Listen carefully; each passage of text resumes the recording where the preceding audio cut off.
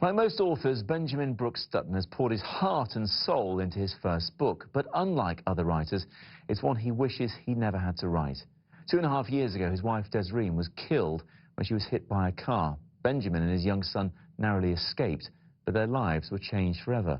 Widowed and bringing up a child on his own, Benjamin decided to start a blog about his attempts to cope with his wife's death. Ben married the woman he thought he would spend the rest of his life with. They travelled the world together, got married and had a son. But in September 2012, leaving their friend's house with their toddler in his buggy, a car suddenly veered around the corner. Ben and Jackson jumped out of the way, but Desireen was killed. The lives of her husband and son were changed forever. Ben's grief consumed him. Together he and his 2-year-old boy battled confusion, anxiety and distress. All of a sudden he was asking me, "Where's Mummy gone and why can't she come back?" How do you answer questions like that? Those questions were never something I needed to worry about though, because stuff like this doesn't happen to people like me, right? Sadly, I learned the hard way that it does. Ben wanted answers and went online to find men in a similar position for advice and guidance, but he was unsuccessful. Frustrated, he decided to write his own blog to get his thoughts out there and perhaps help others as well. It now has an international audience.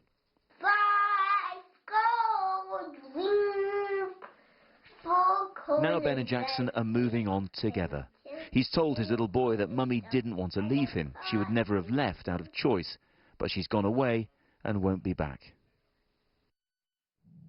And Benjamin is here with me now. Or as I know him, Ben, because I should admit that we already knew each other, Ben, before this happened for a long time. It was 1.5 years, we wrongly said 2.5 years, but 1.5 years since Desireen died. What's it been like? It's been chaotic. It's been so different every day. Sometimes you think that you're doing okay, and then other days, other minutes, everything changes. Something will happen that'll just spark a memory off, and that can be really welcome, or it can just be catastrophic, really. And now you're an author, because you've compiled a lot of the blog and added new material to your book, which is called It's Not Raining Daddy, It's Happy. Explain the title. They're words from Jackson, right? That's right. He was at nursery one day and I was back at work. I took about 4 months out and then returned to work.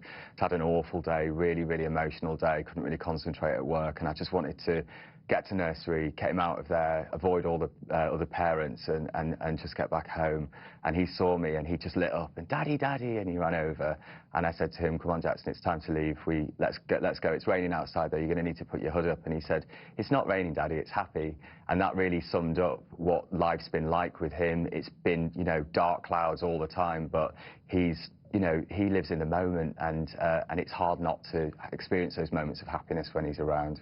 Because Jackson lives in the moment, is it a worry that he might forget what you remember about Desireen? Oh, I mean, I'm petrified of that. He was only 2 years old when this happened, and, you know, everything I've done since is really about fighting that. You know, writing the book on a very personal level has been about capturing memories of Desireen for him to hold on to, so he can learn about her, and he can, you know, replace the memories that he's forgotten when he's older. Because it was a freak accident that killed her, really. It was a car that was out of control. It was something technical had gone wrong with it, and you both narrowly avoided it, but Desireen was killed. That in itself, that shock, is a hard thing to overcome without having to pour your life and soul into a blog and then a book. Yeah, well, in some ways I think the shock created the blog, because I didn't know, you know, I was kind of emboldened by this shock. I had a lot of energy, I had a lot of resource in me, and yet I wasn't working, and, you know, I was just looking after a child in inverted commas, but I needed to do something else. I needed to share, I needed to keep going and sharing this experience, really, so that I could show him how bad it was, really, one day, and how he helped us all through it too. But briefly then, were you frustrated that there weren't the answers out there wasn't the support for particularly young widowers, and are things changing for the better now? Well, what I've discovered is there was the support out there. I just expected it to come to me, because when Jackson was born, a midwife came round to check that Desireen and he were all right. No one came to the house to do that. So I started the blog and wrote the book really in order for people to find me, so that, you know, I could help him and I could also help other people in a similar situation. Glad to call you an author now. The book is out officially tomorrow. That's right. Thank you very much for coming in. Good Thanks, to see you. You too.